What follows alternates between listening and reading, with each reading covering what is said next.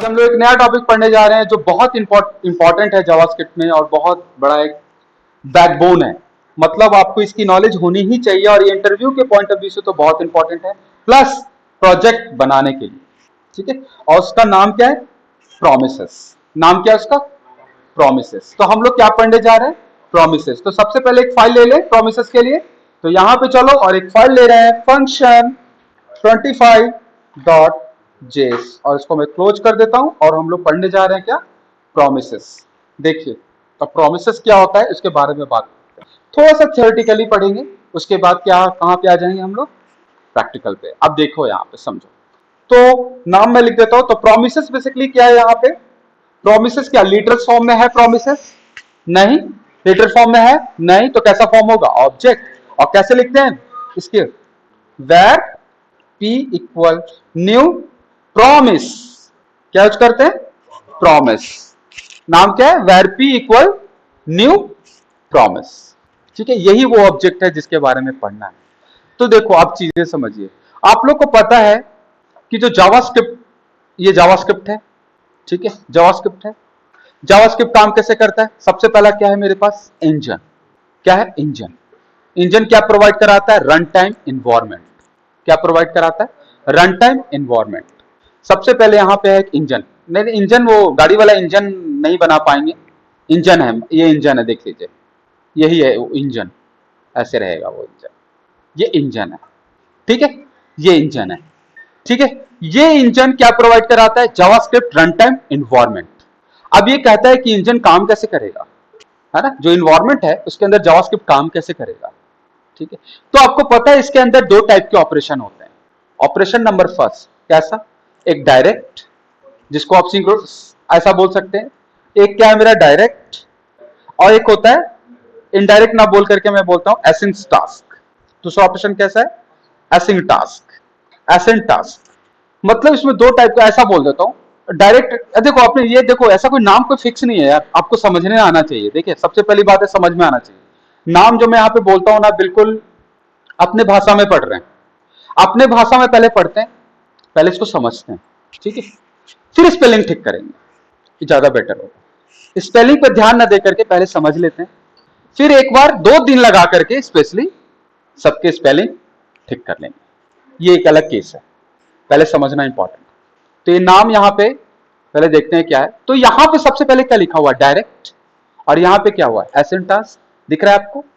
Direct में देखो, JavaScript कहता है कि भाई इसमें दो टाइप के ऑपरेशन होते हैं, एक डायरेक्ट, एक है एसिंटास। ये कहता है कि जब कोई लाइन एग्जीक्यूट करते हो आप, ऐसे लाइन बाय लाइन कोड चल रहा है आपका, मान लीजिए ये लाइन बाय लाइन कोड चलता है, तो चलता कैसे? ऊपर से एक बंदा यहां से यहां चलेगा, ये चलता जा रहा है, और जिसको जो जो डायरेक्ट पे मिल रहा है ना, उस सबको एग्जीक्यूट करता जा रहा है, जो डायरेक्ट पे मिल रहा है। ठीक है, और एक एक एक एक लाइन में यहां पे ये बंदा खड़ा है, जैसे जैसे चल रहा है वैसे वैसे चल रहा है, एग्जीक्यूट कर रहा है। ठीक है, चलता जा रहा है। ये कंसोल डॉट लॉग लिखा हुआ कर दिया, ये लिखा हुआ फॉर लूप कर दिया, ये लिखा हुआ फंक्शन कर दिया, ये इस पे रुक गया। ये बोला भैया भैया मुझे थोड़ा टाइम लग रहा है, भैया भैया मुझे टाइम लग रहा है, नहीं मैं रुकूंगा नहीं, मैं आगे बढ़ रहा हूं। तुम टाइम बता देना मुझे, अगली बार आऊंगा ना, घूम के वापिस आता हूं, मैं घूम के वापिस आता हूं मेरे दोस्त, तब तुम्हारी बारी आ जाएगी, अभी आगे बढ़ रहा हूं। तो इस ऑपरेशन को क्या बोलते हैं? एसिंक्स ऑपरेशन। और जावास्क्रिप्ट दो टाइप के ऑपरेशन करता है। ठीक है, और जैसे वो पूरा प्रोसेस कंप्लीट करता है, ये उसको बोलते हैं क्या? एक लूप कंप्लीट किया, मतलब उसको एक टिक भी बोलते हैं कि वन टिक कंप्लीट, एक टिक कंप्लीट किया। समझ में आ रहा है? वो क्या करेगा? एक टिक यहां से क्या कर देगा? एक टिक को क्या कर देगा? कंप्लीट पूरा। और अगली बार जब आएगा, ये सब तो कर चुका है, अब किसकी बारी आ गई? इसकी बारी। जैसे ही एंड किया उसके बाद प्रोग्राम एंड कंप्लीट। ऐसा नहीं है कि अगली बार चलेगा तो फिर से दोबारा इसको चलेगा, नहीं नहीं, सर्विस है। एक स्टैंड पे 4 पैसेंजर खड़े हैं, एक पैसेंजर को आने में टाइम लग रहा है घर से, बस आ चुकी है, बस वाला क्या बोलेगा? रुकेंगे नहीं, अगली बस में अगली बार आऊंगा ना, नेक्स्ट टाइम 2 घंटे बाद फिर आऊंगा, तो मैं उठा के ले जाऊंगा। यही प्रोसेस है, बिल्कुल ऐसे ही काम करता है। तो इसका जो जो ये काम करता है जावास्क्रिप्ट, ये क्या है? पूरा ऊपर से नीचे तक ऊपर चलता है, तो जो जो उसको डायरेक्ट में मिलेंगे वो पहले चल जाएगा कोड। अब सेट टाइम आउट आ गया बीच में। सेट टाइम आउट कैसा चलता है? बैकग्राउंड में। तो सेट टाइम आउट को छोड़ देता है। सेट टाइम का आउटपुट कहां मिलता है? लास्ट। सब जब कंप्लीट हो जाता है तब। क्लियर हुआ? तो ये कहता है कि जो जावास्क्रिप्ट के अंदर जो जो टास्क पीछे बैकग्राउंड में चल रहा है, तो क्या ये बाय डिफॉल्ट है ऐसा टास्क? ये टास्क आप बनाते हैं, ये अपने आप नहीं है। जावास्क्रिप्ट ने फीचर आपको दिया है कि तुम टास्क ऐसा बना सकते हो। तुम चाहते हो कि तुम्हें किसी काम को तुम्हें डिले लग रहा है करने में, तो तुम रुकना चाहते हो, तुम रुको, मैं आगे बढ़ जाऊंगा। तो ऐसे ही जावास्क्रिप्ट ये नहीं कहता कि बाय डिफॉल्ट है ये फीचर, नहीं, ये फीचर बाय डिफॉल्ट नहीं है। डिपेंड ऑन डेवलपर कि वो करना चाहता है या नहीं, वो बैकग्राउंड का टास्क करवाना चाहता है या नहीं इंजन से। नहीं आया समझ में? है ना? वो नहीं करवाना चाहता, मैं दो लिखूंगा, कंसोल डॉट लॉग में हेलो लिख दूंगा और वर्ल्ड लिख दूंगा, उसमें कोई बैकग्राउंड टास्क है क्या? तो किस पे ऊपर डिपेंड हुआ टास्क? डेवलपर के ऊपर डिपेंड हुआ ना। डेवलपर चाहेगा तो लिखेगा, करवाएगा, नहीं तो नहीं करवाएगा। क्लियर हुआ? तो उसी में जो टास्क बैकग्राउंड में चलता है, तो टास्क को कैसे आप करोगे, कैसे बनाओगे कि टास्क बैकग्राउंड में चले? बोले सर सेट टाइम मोड। तो सेट टाइम मोड तो फिक्स है ना यार, सेट टाइम तो उसका बना हुआ है, वो तो फिक्स हो गया, टाइम लिमिट हो गया कि मैं 3 सेकंड के बाद। कोई ऐसा भी तो टास्क हो सकता है जिसका कोई आपको नहीं पता हो कि कितना देर लगेगा। नहीं आया समझ में? नहीं, क्लियर नहीं हुआ? अब समझिएगा यहां पे फिर से। मैंने एक सॉफ्टवेयर बनाया, एप्लीकेशन बनाया है जावास्क्रिप्ट पे। एप्लीकेशन क्या कर रहा है देखिए, सबसे पहला लाइन एग्जीक्यूट करेगा एप्लीकेशन, हेलो वर्ल्ड। दूसरे लाइन में मांगेगा यूआरएल दो, यूट्यूब का वीडियो डाउनलोड करना चाहते हो ना, यूआरएल दो। मैंने दिया ठीक है, ये वाला यूआरएल, ये वीडियो डाउनलोड कर लो। अब तीसरा लाइन डाउनलोड कर रहा है और चौथा लाइन लिखा हुआ है कुमार। तो क्या डाउनलोड करने के बाद कुमार प्रिंट करवाओगे? कुमार तो प्रिंट हो गया, यूट्यूब का वीडियो आप डाउनलोड कर रहा है वो पीछे कि ठीक है सर, मैं आप इंजन अभी मैं प्रोसेसिंग में हूं, आप ट्रिगर कर दो। लेकिन इसमें क्या होता है, जब लूप चलता है ना, तो वो इसको बता जरूर देता है भाई कि ये कॉल कैसे हुआ, उसी के थ्रू कॉल हुआ ना, बट उसको टाइम लगा, तो उसको वेट नहीं करता उसका फाइनल आउटपुट के लिए। जब वो कंप्लीट कर लेता है अपना टास्क, तो फिर वो ट्रिगर हो जाता है। पहले क्या होता है, रजिस्टर। ठीक है, जैसे बस स्टैंड है, बस आया, बस आ गया स्टैंड पे, जो सामने खड़ा हो बैठ गया, मैं दूर से आवाज दे रहा हूं, भैया भैया मैं भी हूं, मुझे भी ले चलो। ड्राइवर बोल रहा है भाई देखो तुम्हें टाइम लग रहा है दौड़ के आने में, ठीक है मैं तुम्हें समझ गया हूं, अगली बार आता हूं। मतलब क्या कर दिया उसने, उसको रजिस्टर, मैं हूं, तब तक आया, तब तक मैं स्टैंड पे खड़ा हूं, अपना रेडी कर चुका हूं टास्क। यही है प्रोसेस। तो ये यूट्यूब का वीडियो डाउनलोड कर रहा है, आपको पता है कितना टाइम लगेगा डाउनलोड होने में? डिपेंड ऑन इंटरनेट और स्पीड। ये तो टाइम नहीं लगा, आपको पता ही नहीं चल रहा कब प्रोसेस हुआ। तो ऐसे ही टास्क को परफॉर्म करने के लिए क्या यूज करते हैं, प्रोमिसेस। क्लियर हुआ? जब आपको टाइम लिमिट का पता ना हो, किसी ने बोला कि सर मेरा जो टास्क है वो 10 सेकंड लेगा, तो प्रोमिसेस की क्या जरूरत है यार, सेट टाइम आउट लगाओ, 10 सेकंड बाद कॉल हो जाएगा वो। लेकिन उसमें क्या है, सेट टाइम आउट, इसमें दोनों में प्रॉब्लम है। सेट टाइम आउट तो क्या करता है, 10 सेकंड बाद कॉल होगा, फंक्शन को प्रोसेस कर देगा। लेकिन एक्चुअल में क्या है, जो फंक्शन है ना, वो टाइम ले रहा है आपको कोड को एग्जीक्यूट करने में। जैसे कि एग्जांपल, अब देखो यहां पे एक एग्जांपल लिख रहा हूं, समझना मैं क्या लिख रहा हूं। एग्जांपल से आपको आइडिया होगा। ये प्रोमिसेस को थोड़ा सा कमेंट कर रहा हूं, प्रोमिसेस मैं समझा रहा हूं, अब देखिएगा। मैं एक एग्जांपल लिख रहा हूं, यहां पे लिख रहा हूं कंसोल डॉट लॉग, ध्यान दीजिएगा मैंने लिखा ए, ठीक है। एक और लिखा कंसोल डॉट लॉग, ध्यान दीजिएगा मैंने लिखा बी, ठीक है। अब मैं क्या कर रहा हूं, यहां पे समझिएगा, मेरे पास एक वेरिएबल है आई, यहां पे लिखा है 0 1, और एक लूप चला रहा हूं फॉर, यहां पे लिख रहा हूं फॉर, ये आई पहले डिक्लेयर कर देते हैं, यहां पे आई इक्वल 0, यहां पे सम ले लेते हैं यार, सम, यहां पे कर देते हैं वेर आई, यहां पे लिख रहे हैं 0 I less than I plus plus, यहां पे लिख रहे हैं सम प्लस इक्वल आई, और इसका आउटपुट इसके बाद आना है कंसोल डॉट लॉग सम। बताओ इसका आउटपुट क्या होगा। अब देखिएगा इसका आउटपुट मैं चला रहा हूं, यहां पे लिख रहा हूं नोट फंक्शन 25.js, ये लिख रहे हैं आप, देखिएगा नैन मिल गया मुझे, थोड़ा सा कम करना पड़ेगा, तो यहां पे मुझे बिग इंट यूज करना पड़ेगा, तो यहां पे लिखते हैं बिग इंट, अरे यहां पे 0 ले लें क्योंकि वो अनडिफाइंड के साथ जुड़कर क्या बना देता है, नैन। देखिएगा आपको नहीं लग रहा प्रोसेसिंग फंस गया, अरे ठीक है ये तो फंस गया, बी तो दे देते आउटपुट में। नया समझ में, मेरा रियल कैलकुलेशन है ना, इसमें कोई टाइमर नहीं है कि रियल टाइम लिया है कि भाई इसको कैलकुलेट कर रहा हूं मैं, रुको। यही चीज मैं नहीं चाहता हूं, मैं चाहता हूं कि ठीक है तुम टाइम ले रहे हो, लो बी तो दो। अभी देखिए पूरा प्रोसेस रुक गया था, आया समझ में? देखो यहां पे ध्यान, फिर से ध्यान से देखो, रुका हुआ है कोड, क्या टाइमर लगाया मैंने? नहीं, कोई टाइमर नहीं है, होल्ड रुका हुआ, वेट करिए, अब आया। क्लियर हुआ? समझ में आ गया? अब मैं क्या कर रहा हूं समझना। अब मैं चाहता क्या हूं कि इस टास्क को यार कैसे मैं करूं, टाइम से टाइम आउट लगाऊं? नहीं यार, ये फिक्स हो जाएगा। ये ले रहा है, समय ले रहा है, हो सकता है 4 सेकंड भी ले ले, डिपेंड ऑन मशीन। 5 सेकंड भी ले सकता है यार, आपके प्रोसेसर पर डिपेंड करता है। प्रोसेसर ज्यादा बिजी होगा तो हो सकता है ज्यादा टाइम ले ले कैलकुलेट करने में। टाइमर कैसे लगा दोगे? टाइमर तो तब हुआ ना जब बोला किसी ने कि 5 सेकंड के बाद ये वाला एग्जीक्यूट हो जाना चाहिए, तब आपके लिए सेट टाइम आउट बहुत परफेक्ट होगा, आफ्टर कुछ सेकंड के बाद। लेकिन इसमें क्या है, ये मान लीजिए एक तो प्रोसेस चल रहा है, कैलकुलेशन है, और कैलकुलेशन क्या किया, कैलकुलेशन हमें टाइम लग रहा है, तब तो नीचे वाला कोड रुक गया। मैं चाहता हूं कि कैलकुलेशन बैकग्राउंड में होता रहे और मेरा जो इंजन है, जो चल रहा है लूप, वो आगे कैलकुलेट करता चले, जैसी कैलकुलेशन कंप्लीट हो आपको आउटपुट मिल जाए। नहीं नहीं, बाकी मेरा सारा कोड तो चल जाएगा ना, बाकी चीज के लिए तो इंतजार नहीं। अभी मुझे बी, अब देखो अभी जो कोड चल रहा है उसके लिए बी देखो, बी को कोई टाइम लगेगा एग्जीक्यूट होने में, नीचे बी लिखा हुआ है, तो बेचारे बी को क्यों डिस्टर्ब कर रहे हो? देखो सॉफ्टवेयर फंस गया, एग्जांपल दे रहा हूं, सॉफ्टवेयर फंस गया, यूट्यूब का वीडियो डाउनलोड हो रहा है, तो बोल रहा है कि यार मैं तब तो फाइल तो डिलीट, और अगला कोड है कि उसी सॉफ्टवेयर में आपको फाइल डिलीट करने का ऑप्शन भी दिया है। अरे डिलीट वाला बी है, डिलीट कैसे करो, इंतजार करना पड़ेगा, जब तक डाउनलोड नहीं होगा तब तक सॉफ्टवेयर में दूसरा काम नहीं कर पाएंगे। ऐसा विंडो करता है क्या? आप वीएलसी मीडिया प्लेयर पे गाने सुन रहे हो, आपको बोलता है कि विजुअल स्टूडियो कोड पे लिख नहीं सकते? नहीं, पहले गाने सुन लो तब वीएलसी पे, इस पे वीएस कोड पे लिख पाओ। ऐसा करता है विंडो? इसका मतलब मल्टीपल टास्क एक साथ करता है। अब ऐसा कर दे तो अगर वीएस पे लिख रहे हो तो ब्राउजर नहीं खोल सकते। तो हम लोग को भी यही करवाना है यार, बी को क्यों रोक रहे हैं भाई मेरे? बी क्यों रुकेगा? कैलकुलेशन बैकग्राउंड में चला देते हैं, उसी के लिए यूज करते हैं क्या? प्रोमिसेस। क्लियर हुआ? क्लियर हुआ? अब आगे देखिए, जब कोई प्रोमिसेस बैकग्राउंड में एग्जीक्यूट होता है, अब देखिए यहां पे, जब कोई प्रोमिसेस करने का मतलब क्या है? अब इसको बैकग्राउंड में किसी टास्क को चलाना है तो क्या करवाना पड़ता है मुझे? प्रोमिसेस का यूज करना पड़ता है। उसमें कोई टाइम देने की जरूरत नहीं है, जितना रियल टाइम लगेगा वही उतना ही देर वो बैकग्राउंड में चलेगा, कोई नहीं, कोई लिमिट नहीं। तो मैं क्या बोलूंगा, देखो इस लाइन पे मैं जा रहा हूं, ये बोल रहा है, ये बंदा बोल रहा है कि भैया मुझे भी ले चलो, कि मुझे नहीं पता मुझे कितना टाइम लगेगा, घर वाले ने मुझे काम करने के लिए बोल दिया है। आई बोल रहा है यार, समझ फंसा हुआ ना, देखो कितना टाइम लगेगा ये मुझे नहीं पता। ठीक है, तो ठीक है भैया, मैं बैकग्राउंड में चलता हूं, जब मेरा जितना समय लगेगा, जब जैसे ही कंप्लीट हो जाऊंगा मैं बता दूंगा। इसको इन्फॉर्म बस कर दिया है कि भाई मैं बैकग्राउंड में चल रहा हूं।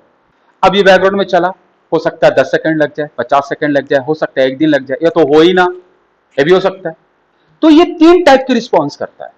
ये कितने टाइप के रिस्पॉन्स करेगा? 3 टाइप का। या तो कंप्लीट कर लेगा प्रोसेस, तो उसको बोलते हैं रिजॉल्व। क्या बोलते हैं? रिजॉल्व हुआ मतलब आपका सक्सेस हुआ। तो पहला पार्ट, जब कोई बैकग्राउंड में टास्क परफॉर्म करता है तो पहला पार्ट ये देगा सक्सेस, इसको रिजॉल्व बोलते हैं, रिजॉल्व हुआ। दूसरा ऑपरेशन क्या हो सकता है? फेल हो गया, नहीं भैया अब नहीं हो सकता, तो टास्क वहीं पे परमानेंट एंड हो गया और मेरा इंजन कंप्लीट करके एग्जिट हो गया, वो टास्क हुआ ही नहीं, तो इसको बोलते हैं फेल्ड हो गया। दूसरा ऑप्शन है, ये फेल्ड हो सकता है या सक्सेस होगा। दूसरा क्या होगा? फेल्ड होगा। और तीसरा, कोई रिस्पॉन्स नहीं कर रहा है, मतलब पेंडिंग। क्लियर हो? जो बैकग्राउंड में टास्क चलेगा वो 3 टाइप की रिस्पॉन्स कर सकता है, या पेंडिंग हो, पेंडिंग में चला गया, या फेल होगा, या सक्सेस होगा। किसी इंसान को आप काम करने के लिए बोल दोगे तो तीन चीज के अलावा क्या कहेगा आपको? या तो बोलेगा थोड़ा देर कर लिया और नहीं सरेंडर, आपने बहुत काम बोल दिया, नहीं करूंगा। दूसरा, पैसे दे दिए कि भाई ठीक है, उसको पैसे देना, पैसे लेके भाग गया, पेंडिंग, पता ही नहीं है कहां गया। बोले इसको पैसे दे देना, भाई मेरा दोस्त इसको पैसे देना, पैसे लेके भाग गया, वो क्या हो गया? पेंडिंग। आपको पता नहीं कहां भागा, कोई रिजल्ट ही नहीं मिला, ना फेल हुआ ना सक्सेस हुआ, पेंडिंग है। सक्सेस, मैंने किसी को काम बोला और उसने कर दिया, लेकिन मैं उसके लिए इंतजार नहीं कर रहा हूं कि तुम करके आओ तो मैं तो रुकता हूं, मैं अपना काम भी कर रहा हूं साथ में। तो काम कैसे कर रहा है? बैकग्राउंड में। तो तीन रिजल्ट आपको मिलेगा, सक्सेस, फेल्ड और पेंडिंग। जब किसी प्रोमिसेस को आप टास्क परफॉर्म कराओगे तो 3 चीजें मिलेंगी। अब यहां पे आ जाओ, यहां पे अब बोले सर मैं ये वाले टास्क को कैसे प्रोमिसेस के अंदर करूंगा? तो इसके लिए यूज करते हैं प्रोमिसेस ऑब्जेक्ट। इसके लिए क्या यूज करेंगे? Promises object. देखिए यहां पे थोड़ा सा नीचे करना पड़ेगा, कॉपी पेस्ट प्रॉपर नहीं हो रहा है। तो यहां पे मैं इसको ऐसे कर लेता हूं, कट कर लिया। अब मुझे क्या करूंगा, यहां पे एक ऑब्जेक्ट बनाऊंगा। ये ऑब्जेक्ट कहीं भी बना सकते हो, इससे मतलब नहीं, ऑब्जेक्ट आप कहीं भी बना सकते हैं, ऊपर भी बना सकते हो। तो मैं यहां पे लिखूंगा प्रॉमिस। प्रॉमिस, प्रॉमिस मतलब क्या होता है, वादा करना। यहां पे लिखा बाबू प्रॉमिस, बाबू प्रॉमिस, ठीक है, बाबू प्रॉमिस। हर कुरान बाबू प्रॉमिस।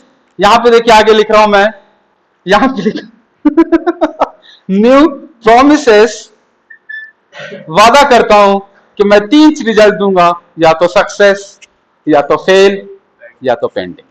क्लियर है? ठीक है। बाबू प्रॉमिस नाम का मेरा एक ऑब्जेक्ट है, जिसके ये ऑब्जेक्ट मैंने बनाया। कैसा ऑब्जेक्ट है ये, प्रोमिसेस ऑब्जेक्ट है। इसके अंदर पास करते हैं एक फंक्शन। इसके अंदर क्या पास करेंगे, एक फंक्शन, और फंक्शन मैंने पास कर दिया। और फंक्शन के अंदर 2 पैरामीटर होता है, ठीक है। पहला पैरामीटर डिफाइन करता है रिजॉल्व, मतलब सक्सेस को, और दूसरा पैरामीटर करता है फेल। क्लियर हुआ? मैंने क्या लिखा, रिजॉल्व और फेल्ड। यहां पे लिख रहे हैं अब क्या, तो समझिएगा, यहां पे लिख रहे हैं कि ये वाला चला दिया, ये फंक्शन में कोड, यही कोड था ना, मैंने चला दिया। इसका मतलब ये टास्क बैकग्राउंड में परफॉर्म करेगा, और जैसे ही ये टास्क कंप्लीट करेगा, इफ का केस, और यहां पे लिखेंगे सम, तो यहां पे लिखेंगे रिजॉल्व को कॉल कर देंगे, और यहां पे क्या पास कर देंगे, सम को। ये कॉल कर दिया, ये फंक्शन पास किया है, बेसिकली एक फंक्शन है, यहां पे कॉल कर दिया, और इसमें क्या पास कर दिया, सम। मतलब ये रिजल्ट इसको दे दिया, रिजॉल्व हो गया, मैंने रिजॉल्व। जैसे ही बैकग्राउंड में चलने के, देखो अब ये क्या करेगा, बाबू प्रॉमिस क्या है, ये चलेगा, चलेगा ना ये, तो चलेगा, तो पूरा कोड चलेगा, तब तक ये रुका रहेगा। जैसी कंडीशन ट्रू हुआ, या तो ऐसा कर देते हैं, हम लोग रिजॉल्व भी करते हैं डायरेक्ट, ये चला, यहां पे लिख दिया रिजॉल्व, इसको हटा देते हैं, कि पूरा कोड करने के बाद यहां पे क्या कर दिया, रिजॉल्व। अब रिजॉल्व में क्या लिख दिया, सम। अब इसका मतलब ये होता है कि सर ये कॉल कैसे होगा, बाबू प्रॉमिस अपने आप कैसे कॉल होगा, तो ये कॉल हो जाएगा। देखो कैसे जो बाबू बाबू प्रॉमिस है ना, वो कॉल हो जाएगा। तो देखिए यहां पे क्या लिख रहे हैं, समझिएगा। अब मैंने इसको दे दिया कि तुम कॉल हो जाओ, बैकग्राउंड में जाओ, तुम कॉल हो जाओ। जैसे ऑब्जेक्ट लिखने का मतलब है ना, ये अपने आप कॉल हो जाएगा, और ये प्रोसेस कर देगा। क्लियर है? आपको चाहते हो तो इसको उठा करके और ये बीच में लिख देते हैं, कोई प्रॉब्लम, कॉल हो जाएगा अपने आप। लेकिन इसमें क्या ये कहता है कि ऊपर से जब ये कोड चल गया, नीचे तक आ गया, ये बैकग्राउंड में चला, तो मेरा जो लूप है, लूप जो प्रोसेस कर रहा है कोड को, टास्क को, उसको कैसे पता चलेगा कि आपने टास्क को कंप्लीट किया? नहीं आया समझ में? आपको उसको कैसे पता चलेगा कि सक्सेस, ये रिजॉल्व को कैसे रिप्रेजेंट करेंगे कि भाई हाँ रिजॉल्व हो गया? तो अब देखिएगा, समझिएगा क्या लिख रहे हैं, कि इसको आप कहीं पे भी बना लो। तो इस लाइन से हटा करके देखिए, मैं ऊपर लिख देता हूं इसको वापिस, और यहां पे देखिए नीचे कोड लिख रहा हूं, ए और बी। यहां पे लिख रहे हैं, क्या नाम था, बाबू प्रॉमिस, यही था। बाबू प्रॉमिस को यहां पे लूप पे कॉल करेंगे, यहां पे लिखेंगे डॉट देन। क्या लिखेंगे, डॉट देन। ये प्रोमिसेस को एक्सेप्ट कर रहे हैं, या डॉट देन, और यहां पे 2 पैरामीटर होंगे, एक होगा सक्सेस का, दूसरा पैरामीटर होगा फेल का। अगर वो सक्सेस कर गया होगा तो यहां पे ये फंक्शन भैया कॉल हो जाएगा, और अगर फेल किया होगा तो ये वाला फंक्शन कॉल हो जाएगा। कोई दिक्कत? 2 पैरामीटर, दोनों में फंक्शन पास किया है, नया समझ में? इसके अंदर 2 पैरामीटर है, दोनों में फंक्शन पास किया। पहले वाले में पहला वाला पैरामीटर क्या डिसाइड करता है कि अगर वो सक्सेस हुआ होगा तो इसमें आपको रिस्पांस मिल जाएगा। तो इसका मतलब कंसोल करा के देखिए क्या, तो रिस्पांस में क्या मिलेगा, जो आपने रिजॉल्व के सम में पास किया है। नया समझ में? जो रिजॉल्व के सम में पास किया हो ना, वही आपको रिस्पांस में मिलेगा। आप कोड ऊपर से चलेगा, ये अब ऊपर से कोड चला, तो इसको कॉल करके क्या कर दिया उसने, बैकग्राउंड में छोड़ दिया कि ठीक है भाई, अब आगे चलते हैं, देखते हैं। आप चला के यहां पे आइए, एक सेकंड, वेट। आप देखिए कोड, देखिए कैसे चला है। पहले क्या आया, ए बी, उसके बाद फिर से चलाएं। इसको थोड़ा क्लियर कर देते हैं, देखिएगा, समझो। देखो यहाँ पे थोड़ा सा मैं इसका चेंज करूंगा, अभी आपको पूरा आ जाएगा। देखिए इसको मैं क्लोज कर देता हूँ। यहाँ पे देखना, थोड़ा सा मैं लिमिट चेंज कर रहा हूँ इसका, बस। अब देखिएगा, ए आया, बी आया, उसके बाद सम आया। दिख रहा है? थोड़ा सा नंबर चेंज कर दिया, क्योंकि ये नंबर थोड़ा सा बहुत ज्यादा। देखिए ए आया, बी आया, उसके बाद ये आया। अब दूसरे वाले तरीके से करना, सेम एग्जांपल के साथ। पहले आएगा ए, फिर रुक जाएगा 1-2 सेकंड के लिए, फिर उसके बाद कैलकुलेशन, फिर उसके बाद बी। और इसमें कैसे आ रहा है, ए बी और उसके बाद ये कैलकुलेशन। तो ये टास्क मुझे कैसे चल रहा है? बैकग्राउंड में। ये टास्क मुझे पूरा का पूरा टास्क कहां परफॉर्म कर रहा है? बैकग्राउंड। और ये बैकग्राउंड में चल गया। इसके लिए जैसे ही बैकग्राउंड में गया तो मेरा क्या आउटपुट आ गया? ए। ये छोड़ दिया क्योंकि अभी समय ये तब कॉल होगा जब कब कॉल होगा ये वाला, जब डेटा लेके आ जाएगा। और नीचे भी आ गया बी। जैसे ही बोला भैया मैं कंप्लीट हो गया तो ये वाला कॉल हो जाएगा। नया समझ में? क्लियर हुआ? इसी को बोलते हैं प्रोमिसेस। समझ में आ रहा है? इसी को क्या बोलते हैं? प्रोमिसेस। इसको एग्जांपल को नोट कर लीजिए, बहुत अच्छा एग्जांपल है। बाबू प्रोमिसेस इक्वल न्यू प्रोमिसेस। यहां पे क्या पास करते हैं? प्रोमिसेस के पैरामीटर में क्या पास करते हैं भैया भाई मेरे? फंक्शन में दो पैरामीटर पास किया मैंने, रिजॉल्व और फेल। हाँ, पेंडिंग का। ठीक है, यहां पे क्या लिखा है? रिजॉल्व और फेल। ठीक है, वेर सम इक्वल 0, यहां पे मैंने एक लूप चलाया और यहां पे कर दिया रिजॉल्व। अब देखो मैं एक और एग्जांपल इसका देता हूं, पहले इसको लिख लीजिए। अभी फेल्ड का यूज नहीं किया, अभी सिर्फ रिजॉल्व अभी कर रहा हूं एक और देखना। चलिए लिख लीजिएगा आप लोग लास्ट में, मैं थोड़ा सा अभी आगे का एग्जांपल करा देता हूं। देखो यहां पे मैं एक और एग्जांपल दे रहा हूं। ठीक है, मान लो कि मुझे एक ऐसा एग्जांपल करना है, एज को चेक करना है कि एज बढ़ा है या नहीं। सबसे पहला लाइन मैंने लिखा console.log में लिखा ए, लिख दिया। अब यहां पे एक वेरिएबल है एज, यहां पे डालेंगे 18। मेरा ये कहना है कि अगर एज 18 के बराबर और 18 से बड़ा है तो तुम वोट दे सकते हो, तो सक्सेस रिजल्ट होगा, अदरवाइज वो रिजल्ट फेल्ड कर देंगे, तो वोट नहीं दे सकते। क्लियर हुआ? तो उसको एग्जांपल को, ये एज का जो कैलकुलेशन होना है ना, वो बैकग्राउंड में करना चाहते हैं। आ गया समझ में? मेरा एग्जांपल बी आ जाए, यहां पे ए आ जाएगा, बी आ जाएगा, और ये कैलकुलेशन कहां होगा? बैकग्राउंड में। तो बैकग्राउंड में करके देखते हैं। तो मैं यहां पे लिखूंगा वेर शादी प्रॉमिस, शादी प्रॉमिस, या ऐसा करते हैं यार, vote equal new promises. Promise डाल दिया, इसके अंदर क्या डाल दिया? एक फंक्शन। ये क्या मांगता है? रिजॉल्व। अच्छा, इसका नाम रिजॉल्व होगा क्या? नहीं, नाम चेंज करते हैं, बोबा 1 एंड बोबा 2। भूल के भी मत सोचना कि इसमें रिजॉल्व आ गया था ना दिमाग में, लगता है रिजॉल्व ही लिखना है, सोच भी मत लेना। मैं तो नाम वैसा लिखा हूं, यहां पे लिख रहा हूं रिजॉल्व और यहां पे लिख रहा हूं फेल। लिख दिया। ठीक है, फंक्शन कॉल हुआ। अब मैं इसमें क्या पास कर रहा है देखिएगा, एज क्या है? 18। ठीक है, तो यहां पे चलते हैं, आप समझिएगा। ये एज 18 दिख रहा है, इस प्रोमिसेस में कॉल होगा। यहां पे लिख रहे हैं कि if age is greater than और इक्वल टू 18, तो यहां पे लिख रहे हैं रिजॉल्व, मैसेज क्या दे रहे हैं? वोट, नहीं तो एल्स, समझिएगा, फेल्ड नॉट वोट। क्लियर हुआ? अब इसको कैसे कॉल करोगे? ये अपने आप आउटपुट नहीं देगा बॉस। डॉट देन पहला पैरामीटर और दूसरा पैरामीटर, यहां पे लिखते हैं ए कॉमा बी। ए क्या रिप्रेजेंट करेगा? सक्सेस को, तो जो सक्सेस में मिलेगा मिल जाएगा, और जो फेल में मिलेगा वो मिल जाएगा। ए बी में कहां से आउटपुट आ रहा है? यहां से। जैसी सक्सेस होगा, मेरा कंडीशन सही हो गया, तो क्या रिटर्न करेगा? ये वोट। अगर ये फेल हो गया तो यहां पे क्या मुझे मिलेगा? ये वाला। अब चेक करते हैं, ए और बी चल गया, पहले वेट नहीं किया, उसके बाद क्या है? वोट। अब फेल करके दिखाते हैं, नॉट वोट, फेल हो गया मेरा, फेलवर है। अब बोले सर ये यूज कहां करेंगे? सेम वही सवाल कि यूज कहां करेंगे, तो इंतजार करिए, मैं इस पर टास्क दूंगा। ठीक है, वही डाउनलोडिंग वाला टास्क, ये भी डाउनलोडिंग करेगा। समझ में आ रहा है? जब टास्क देंगे ना, तो आपको इस टास्क को बैकग्राउंड में परफॉर्म करना पड़ेगा। क्लियर हुआ? ठीक है, अब यहां पे आगे तो प्रोमिसेस आ रहा है समझ में? ठीक है, अब प्रोमिसेस के बहुत सारे मेथड हैं। क्या है?